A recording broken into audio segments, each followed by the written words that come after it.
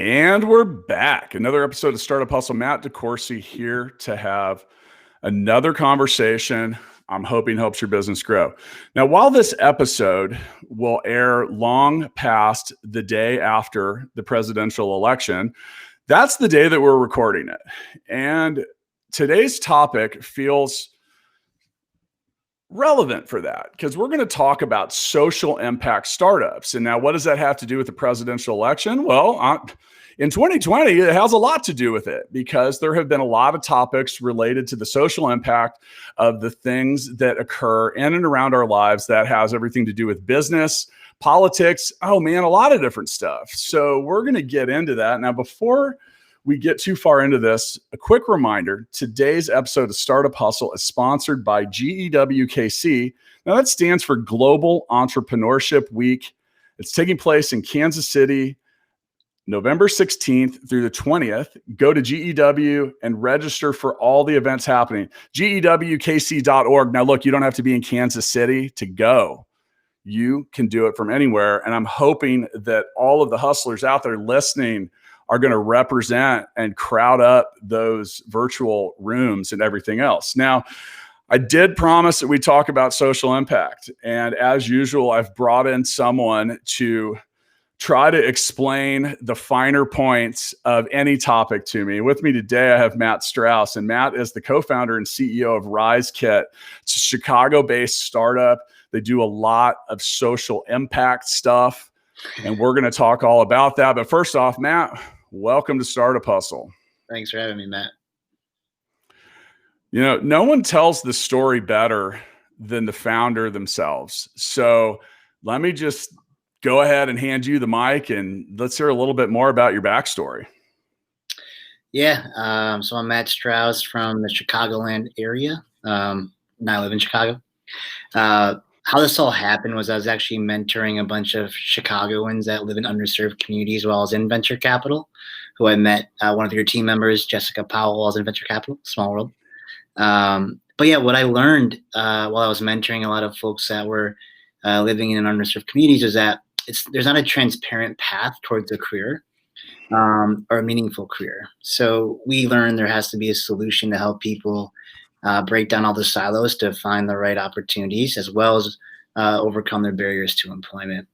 So my learnings started off with the individual job candidate, and then I realized I had to monetize the business to be sustainable. So I then learned from the government systems, the nonprofits, and the employers, which I'll probably talk a lot about today. So, but it all ended up where we are today with RiseKit. So what we do is we connect people typically in underserved or blue-collar communities to jobs, training programs, and supportive services. What that means is we put them on a meaningful career path.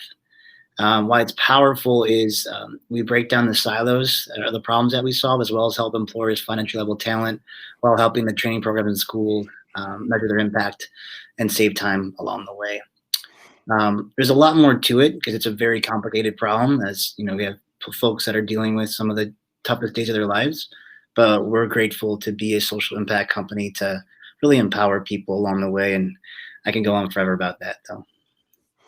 Well, so I always like to keep it simple in the beginning. And, so I while you were, and thanks for that explanation, and I'm looking forward to learning more about what you did now. I just did a simple Google search. What is social impact? And that's defined by the internet, which means it could have many definitions or levels of truth to it. But and now I'm buying this one, though. So what is social impact? It's a significant positive change that addresses a pressing social challenge.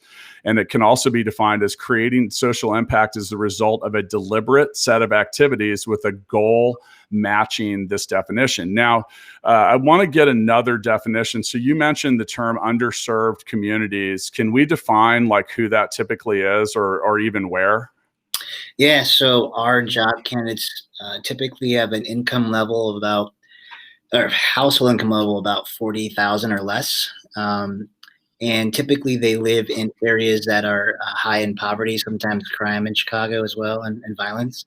Our job candidates are right now we have about 4,000 candidates, a little bit less right now. And I'd say about 90% are diverse, Hispanic, African-American, or from a different country. And the biggest barriers to employment that we see in Chicago are past incarceration, childcare, housing, and transportation.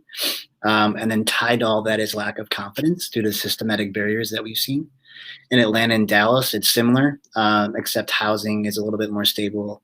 We've seen so far in Atlanta and Dallas, but the other problems are just transportation is pretty big in those cities.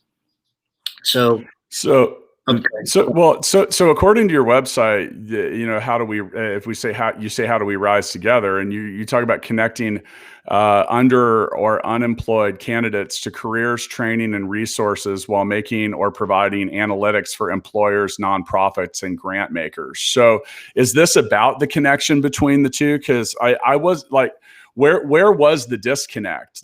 So every business has to solve a problem, and your business does too. And then every business has to eventually either monetize, make some money, or create some revenue, which you acknowledged was clearly something that you figured out along the way. But when it comes to the true problem, that was what?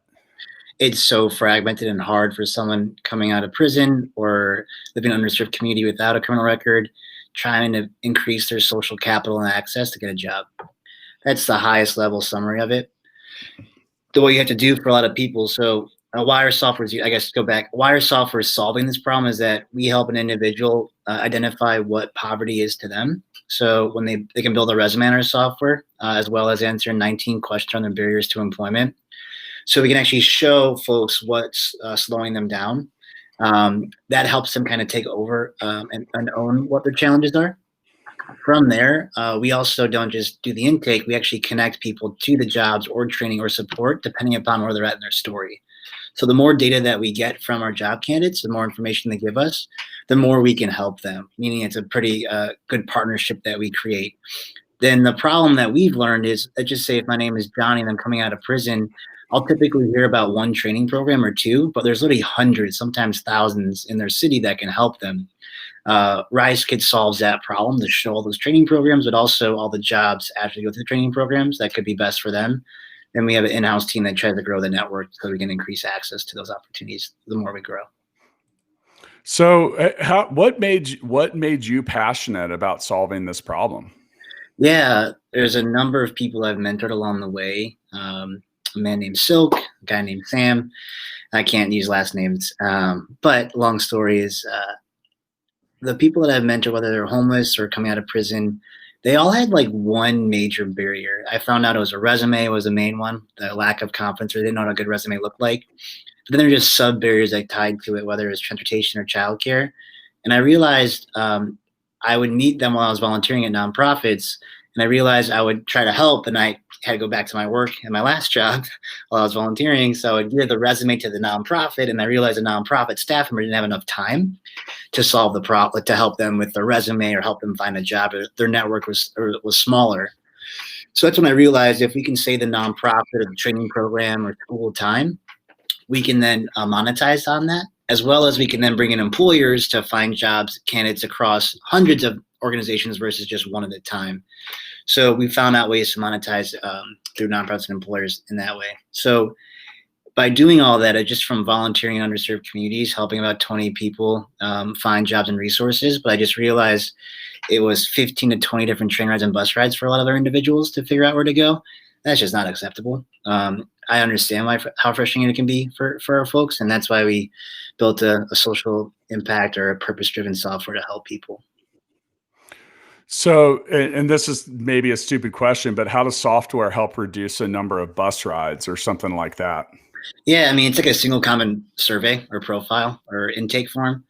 So when someone creates a resume and answers these questions, we can then use our matching and suggest people the right jobs and resources based on their profile versus having to make a phone call or take a bus ride to the nonprofit and not see if it's a good fit or not. Now, what we'll be adding is almost like a review, if you will, or a score of how someone has done along the way through those organizations to provide data for the next person to see how powerful the training was along the way.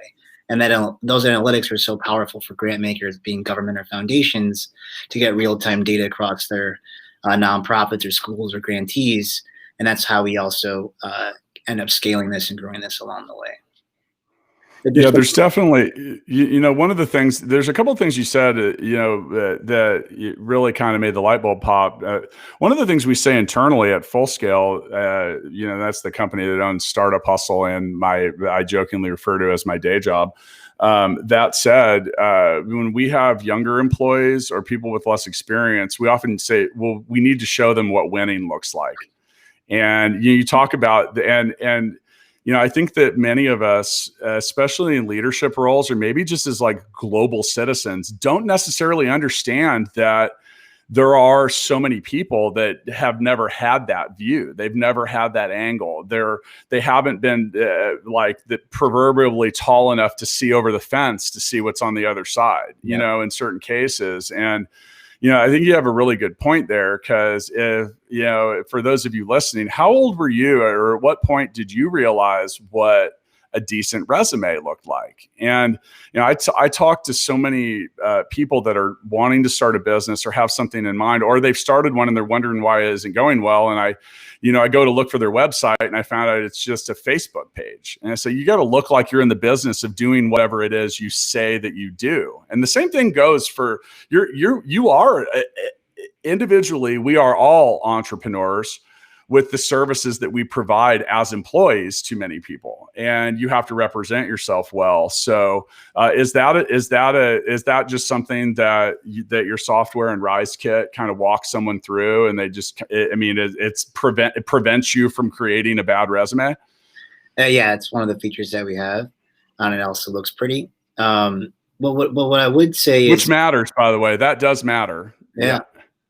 So a lot of folks, when we first launched our software back in 2018, we just had a way to upload a PDF of a resume or a Word doc, and a lot of the resumes that we saw looked like a snake. It wasn't centered, and there's a couple of typos. So we realized, yes, there's employer bias in someone's name and zip code, unfortunately, but there's really bias in the lack of professionalism in resumes, and it's not anyone's fault. It's just the candidates that we work with don't know what a good resume typically looks like. And, we all think we're our own graphic designer because we all have Canva now. So you do it ourselves, but let alone a Word doc hard enough to format, as well, especially if you're only using it on your cell phone, right? Most of our candidates only use their cell phone, so you can't really look what a good Google Doc or Word doc looks like through a resume. But I'll go a little bit deeper than that. The problem that we've observed that is actually keeps us up at night, and why we work pretty hard, or very hard at RiseKit. We are teaching often job candidates the wrong way to fish. We're teaching them to fish, but the wrong way to fish. So we're starting to create like this single common pathway, or not single, but multi-dimensional pathway towards employment based on someone's interests, and tie that across cities along the way. So whenever someone signs up, they can kind of see how ready they are for a job, and then get them to hopefully go later in the funnel, so we can connect them to employers along the way. Because what we've seen is a lot of schools and training programs will just send somebody coming out of prison like 100 jobs, like, hey, apply to all of them. But they're not only qualified for maybe one or two of them. Now imagine the employers on the other side of the tunnel, like, why am I getting these hundreds of candidates but they're not even qualified? So the employers are like, I don't want to partner with underserved communities as much because I'm getting bad candidates. But really, it's just a lack of understanding of what employability means. And that's what technology can really help with and solve this really complicated challenge along the way.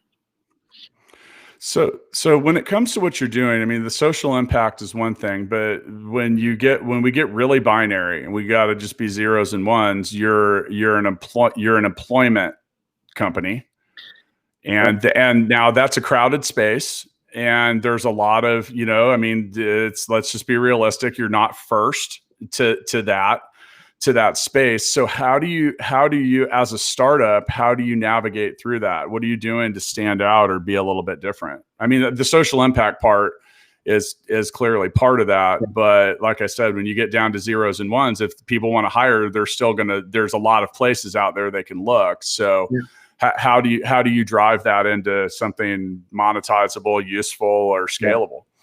Yeah, so the employer is focused on them, or staffing firm.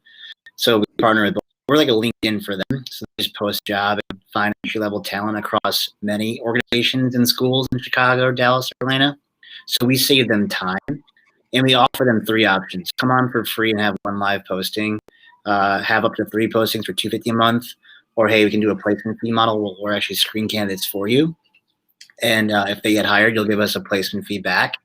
And believe it or not, that's actually the most valuable part is the last part, because the problems that we've learned from the staffing firms or the employers is that they'll get too many candidates from Indeed, or LinkedIn, there's not enough entry-level candidates. They're more mid-level and higher. And they have trouble screening candidates, but it's a lot of time.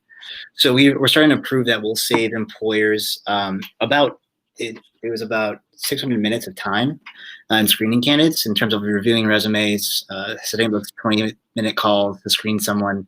And that's enough value right there. So it's exciting. And then I guess the last problem is, if you think about it, we were surprised that someone like McDonald's, but let alone like a software company, they can actually, like Google, they can only partner truly with 1 or 2 schools or training programs at once. We let them partner with hundreds and just share what it takes to get a job at their company. And we just go find them for them. They just don't know their ROI and trying to hire from underserved communities. So we lower the risk of that ROI, as well as we bring in diverse candidates. And with the current country or landscape, it's really important to increase your diversity hiring initiatives, especially to make sure we solve some systematic issues that are going on. Hiring in general is tough. And at Full Scale, that's something that we've had to develop expertise around. And, it's regardless of who you're hiring and what they do and what their level of, there's different challenges. For us, I don't know, I get 10 to 15 applicants a day, which honestly is a lot. Yeah. That's hundreds a month. And then, the thing is a resume doesn't tell you the whole story. It just gives you an idea. I mean, that's like the back of a baseball card. This is what someone has done. It doesn't tell you anything about it gives you an idea about what they might be able to do. And there's some things you can definitely look for. And, in our case, we've had to develop. You just talk about, and where I'm going with this is hiring is a science, and it's difficult. And anything, whether you're trying to hire or get hired, anything that you can do to delegate or innovate.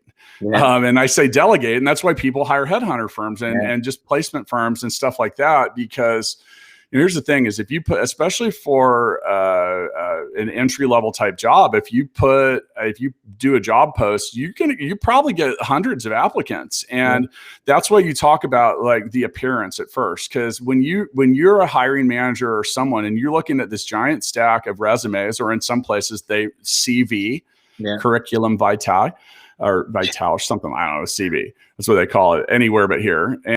And you're looking at it and you have a back of them and you pick one up and it looks like junk, you just throw it away because there's, you're like next. And if you can't represent yourself well, then there's other things. Now for us, we had to take it to multiple levels because we have to do technical assessments. So we created like 30 different proprietary coding tests.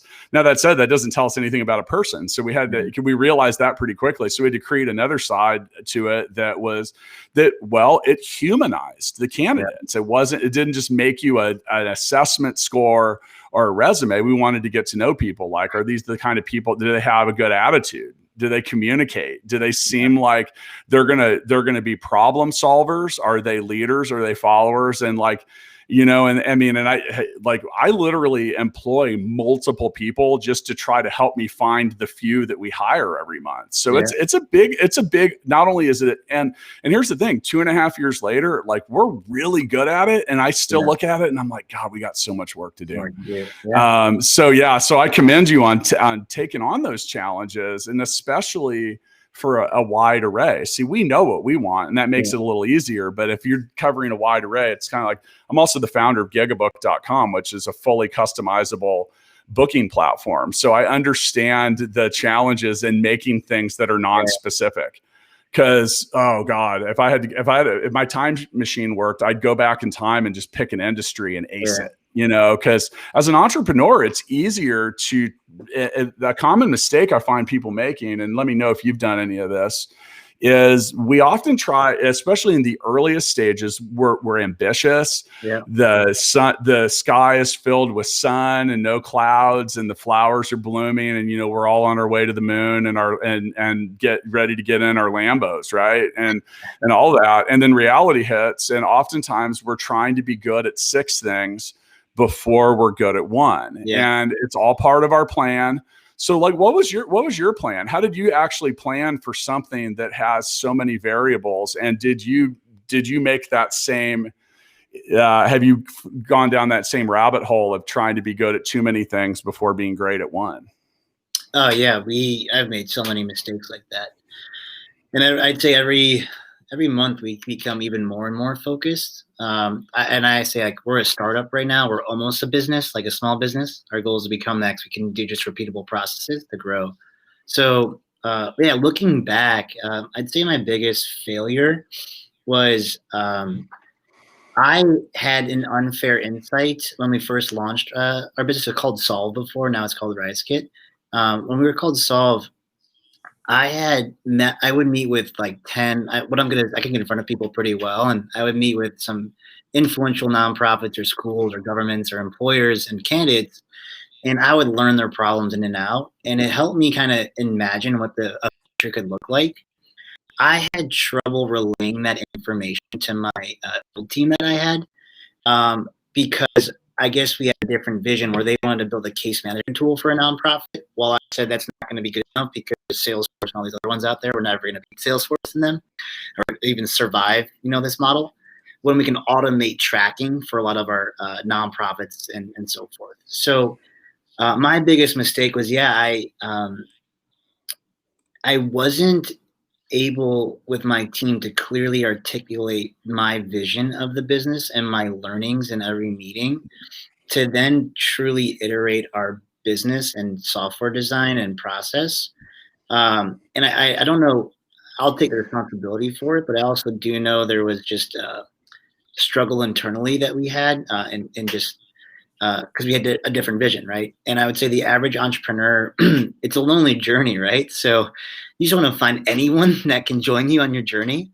And at times it could be the worst part. And I'm in okay terms with my old team, and I think there's great people, but unfortunately we just had a different vision that it took me 2 years or a year and a half to figure that out.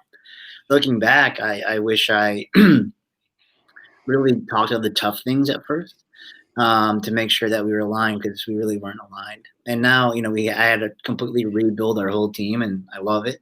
I love where we're at now, but I had to do that while fundraising and building out a feature or two and staying focused on the candidate versus on the nonprofit experience.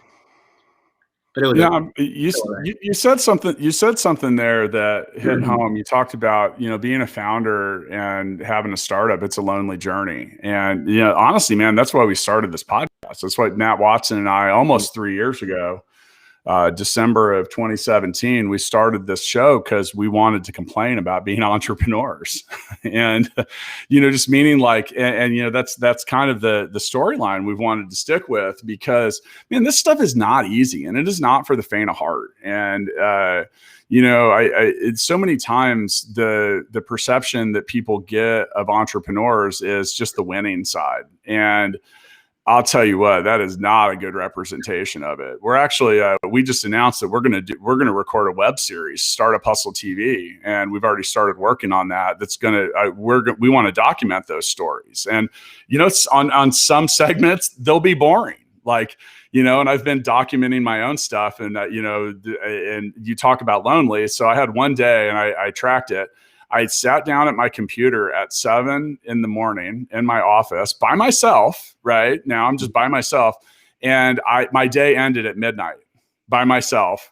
17 hours later, in front of a computer. Now the thing is, I was connected to other people and doing stuff, but I mean, it can feel lonely. And I think that one of the challenges that you had to deal with was very common. Now, before I expand on that, there's, and part of what's helpful, there's a lot of things out there, like the sponsor of today's episode, Global Entrepreneur Week. And there are things that you can get involved with that help you understand the journey. Now, with that, I want to let we mentioned Global Entrepreneur Week in KC coming up November 16th through 20th, and you can get into that online. You don't have to be in KC for that. They're also going to do primetime events, and those are going to take place each day, November 17th through the 19th, and they're going to have up to 4 hours of programming and networking on an interactive and engaging digital platform. So, global, why we say GEWKC, I mean, this can be global, and it's, they're going to open up virtual small in-person community events as well, when and where COVID will allow. And, through those same dates and, throughout the community, expanding in the region and growing the reach of their event. And I've been a presenter at that. And you can register for those at gewkc.org. Now with that, that's just an example that we all need a guide. And, like whether that's a podcast or a YouTube channel or a book or something like that, any story has characters, and then there's those that guide them. Who's been your biggest guide along the way? Like not the other way around, not who you're guiding, but who, and that could be an investor, a partner, a mentor, anyone. Like who has helped shape who Matt Strauss is? Yeah, there's been a few people in my life that have really helped. So first, I would say our VP of operations, Dario. He actually was an investor. He then came on full time. I've realized RiseKit's been most enjoyable having someone like him on, just to be able to vent and talk about things and let him figure out solutions with me from his years of experience. So definitely Dario. Also an investor named Scott Kalick, who's been my business coach once a week. Basically it's life or business that I'll talk to him about, and he's very experienced at sales, so it helps me also. That's like my favorite thing about RiseKit, to become a better salesperson too. And then my family, and my girlfriend have been extremely supportive, so much so that they just always ask about how things are going, and I'm like, just don't want to talk about it today. Don't just talk about anything else but this. I would really appreciate them, all as well. I personally feel that my wife deserves a Nobel Prize or something for having to listen to me for 10 years, and it's like, I apologize and thank her in many sentences, because it's like, dude, look, the reality of a brand new business, a startup, does not come with an owner's manual. And that's the problem. And therefore, that means anytime and every time something occurs in the beginning, it's the first time. Yeah. You got to figure out how to deal with it, and then sometimes figure out how to not have to deal with it in the future. You're doing that amidst a lot of other stuff. You have pressure to get moving, trying to do a lot of different stuff. Very common to have aligned misalignment amongst founders. Like, we all think we want to do the same thing, but we're not aligned. Yeah. You talk about defining that vision and where you're going. What's a tip you could give to someone stuck in that situation about how you can define the path? Yeah, I would say find a mediator. If you need help translating your vision or anything, find someone that hopefully not paid for, but hopefully an advisor, someone that to kind of be the in-between, because it's usually in the founder's brain and just in your own words. So it's usually really helpful to have that mediator.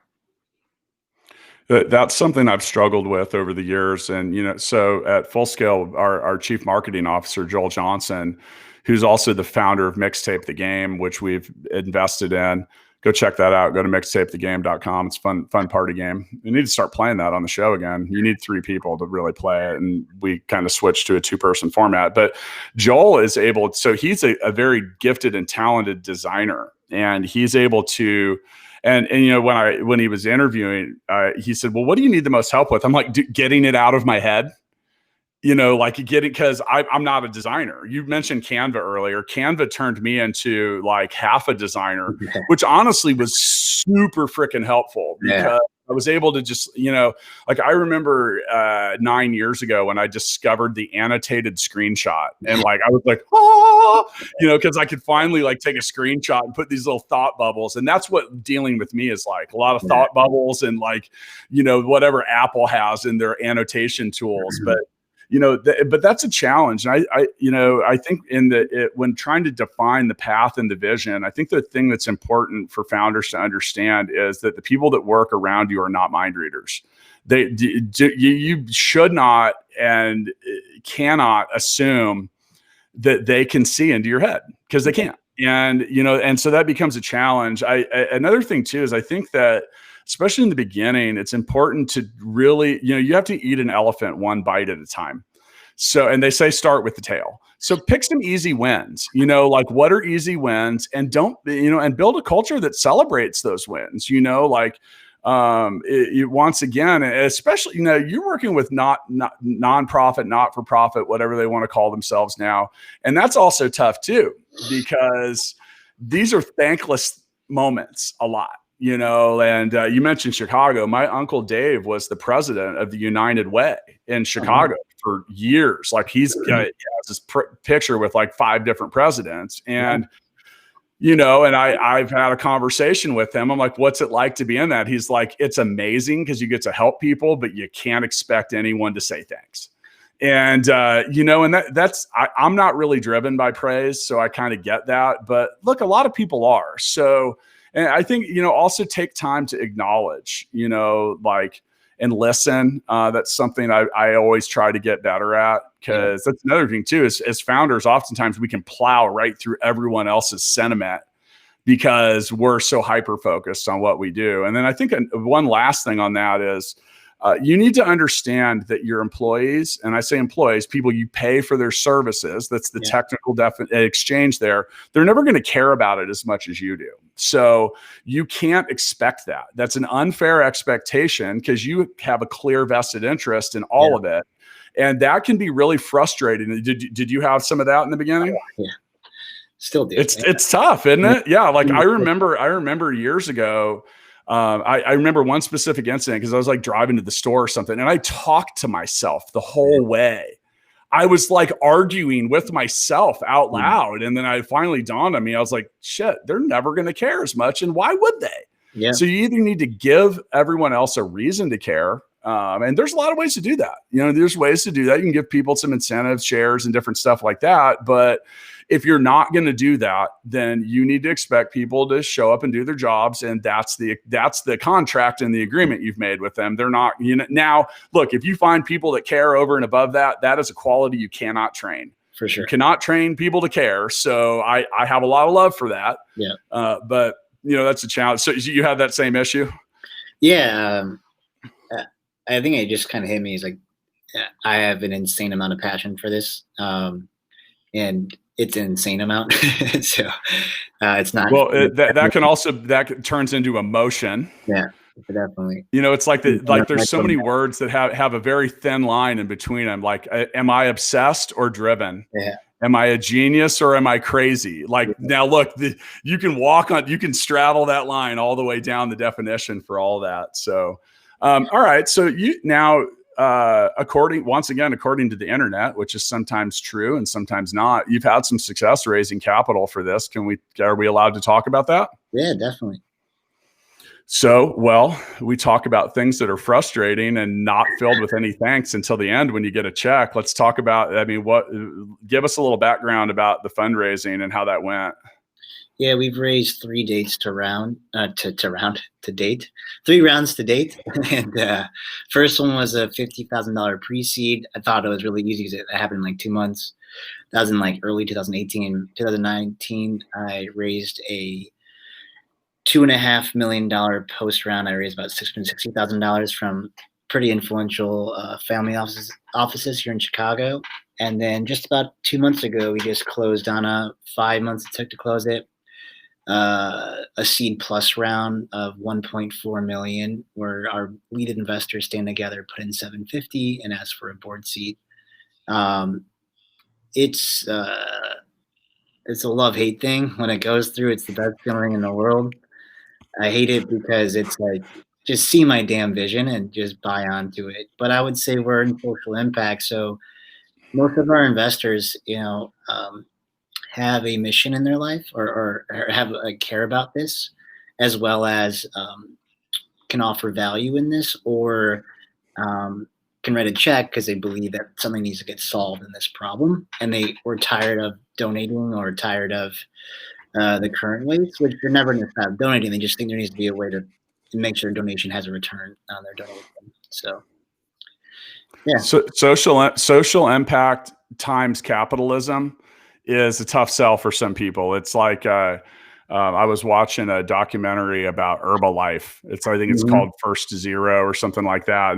And like the guy, the activist investors like saying, hey, look, this is not right, blah, blah, blah, blah, blah.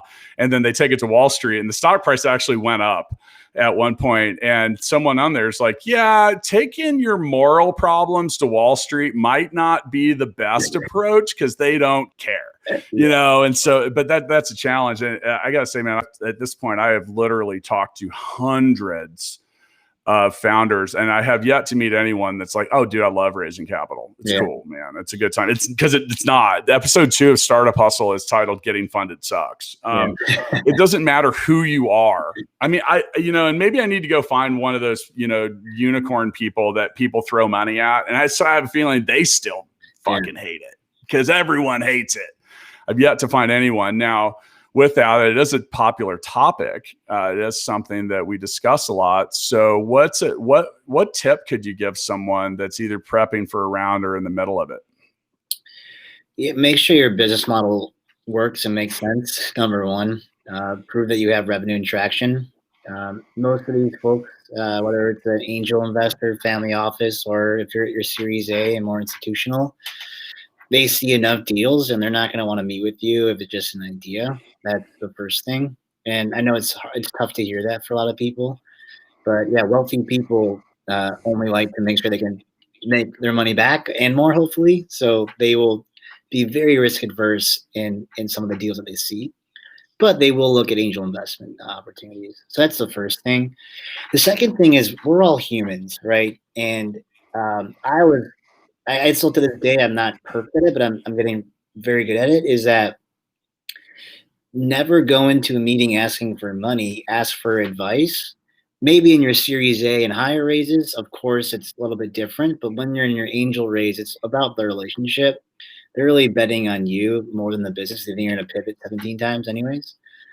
So make sure that you go in trying to learn about the angel investors' goals in their life and what they're passionate about, and let them talk really first, and then kind of steer your conversation around that and take the meeting how you think is best. We talk about unscientific polls. So over the course of me personally being on over 400 episodes of this show, I've talked to a lot of investors along the way, and I've asked them all, I said, what do you like to bet on, the jockey or the horse? 100% say the jockey. Yeah. And that's just confirming what you're saying, especially in early stages, 100% in early stages. Because look, here's the thing. They're looking at you as a 1 in 10 chance. Mm-hmm. Like, so with that, there's things they look for. I want to add a couple, come proper, have your shit together, right? Don't show up. I always use this example. Don't show up when your cover page for your .com says email me at Gmail. It's not a good look. Yeah. Know your numbers, know your numbers. And the thing is it's not about the features that your product offers. It's the benefits. So where do those exist? People buy benefits. And then the thing is much like you said, hey, we're all human. Admit it.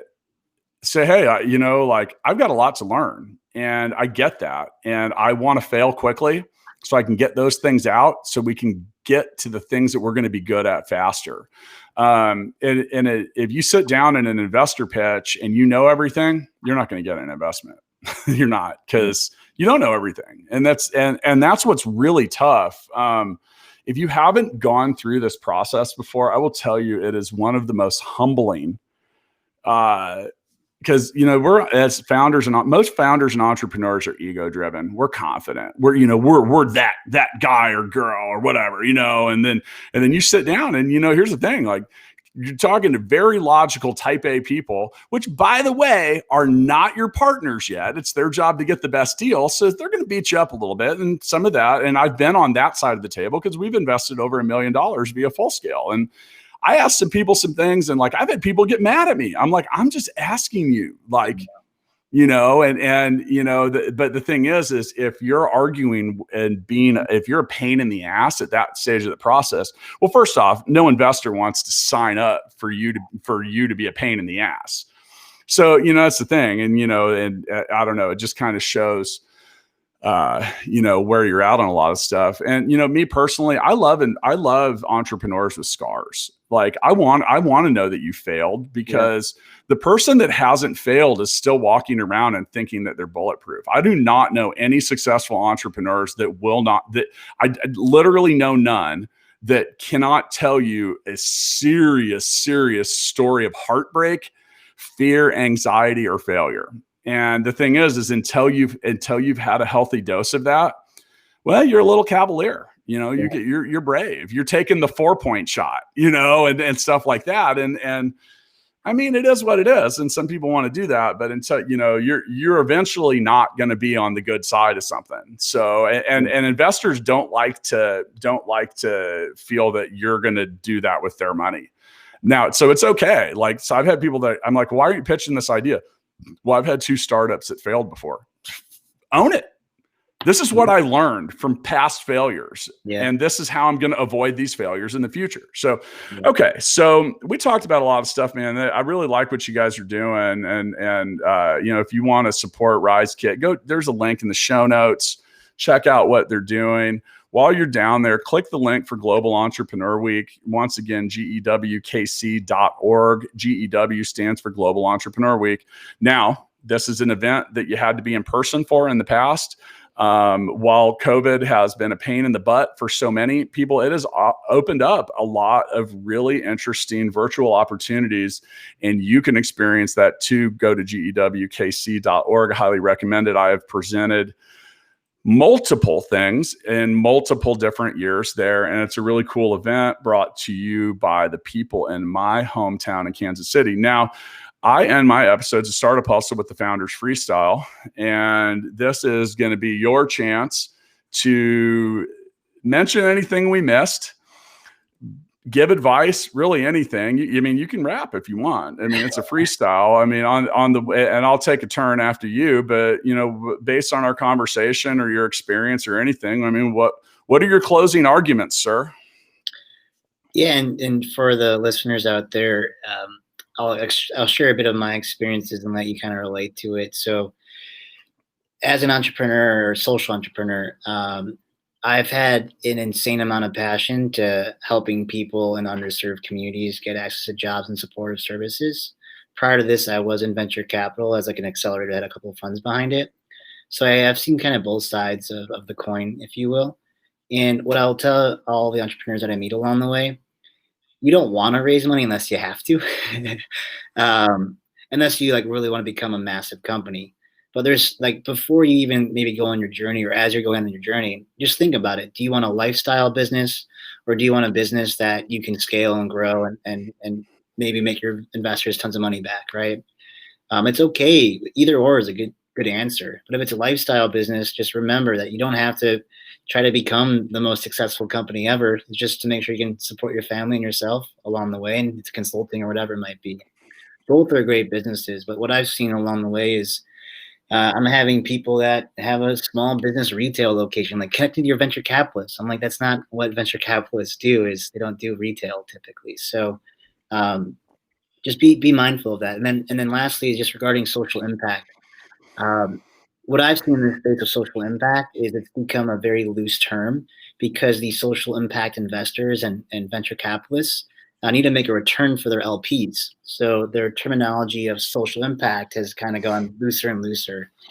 What I would say is with RiseKit, and I'd love for you to keep following us along the way, is that we actually have an incredible opportunity to become the most successful social enterprise of all time, because the more job placements we make, the more connections we make, the more data that we track, the more money we make, as well as the more we optimize the experience, leading to like that hockey stick of revenue tied to social impact. And that's why I've been so passionate about this business along the way, is that I've never seen a true business model in social impact, whether it's green energy or helping people in underserved communities or GoFundMe's out there. I truly have like a one-to-one correlation. And we actually have a 1 exponential. So would love for you to follow us along the way. If you know anyone to connect with that are employers, government systems, foundations, or nonprofits in your city, whether it's Kansas City or anywhere, feel free to go to our website, risekit.co. And happy to always answer emails if you have questions about being an entrepreneur as well. So appreciate y'all. but I'll let Matt take it over here before I. Well, very, very well stated. And, I like to parlay off my guests' freestyle. So if you spend enough time around me, you're going to hear me say that I believe capitalism is the cure, because businesses that are forced to make a profit focus on the things that matter. Now, I say that I'm not hugely into politics or anything like that. We did mention we're recording this the day after the election, but you don't describe government as efficient ever. No one ever said that, but part of what capitalism does is it focuses on paying the bills and doing a lot of different stuff. Now, if you can mix that with social impact and things that you want to fix, deal with, or handle, then you are really onto something. And, that said, there's a lot of different things. Now, not every social impact or thing that you want to deal with is monetizable. So I think in the beginning, you have to do exactly what Matt said. And, do you want a lifestyle business? Do you want, something that makes an impact in your community, or are you trying to do something that's bigger and better? Now, there's nothing wrong with mixing. It's okay to make money changing the world. In fact, I can make a really strong argument about how the money you make changing the world can help you change the world even faster. Now, if you are going to take an approach like a social impact startup, you're going to have a little bit of a turbulent ride along the way, because it's not as straightforward. Like, you're going to have to find now that said, with a lot of stuff that occurred in 2020, there are a hell of a lot of funds and things out there that are dumping money into social impact. So it's a good time to go chase some of that stuff, but it's a different approach, and you need to handle it calmly and patiently, because getting other people, much like you talked about in your business in the beginning, getting people to align with stuff in general is a challenge. It doesn't matter if it's profitable, not profitable, volunteer, any of it. It's difficult to get anything in alignment. So I think if you have a social impact startup, be prepared to explain if you want to make it a lifestyle business, go after it, but don't spend your time chasing VC money, because you're not going to get it. Now, if you can get it, but you have to still have the people that write those checks are beholden to the other people that wrote them checks, and they have to explain it. And on some levels, otherwise you need to be chasing grants. That's what grants exist for, to try to fund things that aren't otherwise potentially fundable in some regards. So just have an idea about what you want to do, how you want to do it, who you can do it with, and who the right people to put it in front of are. Because if you don't define that and you're just chasing random this and that, well, your opportunity cost, meaning the value of what you're not doing, is really going to stack up. So overall, that's my advice. Thanks again for joining me, Matt. For those of you who are out there, make sure to go visit Startup Hustle XYZ. Sign up to be a part of Startup Hustle TV. I want to talk to you about that, Matt, because I think you have a really interesting entrepreneur story when it comes to social impact stuff. So I'm going to go ahead and end this episode, and then we can chat. See you next time. See y'all. Thanks for having me.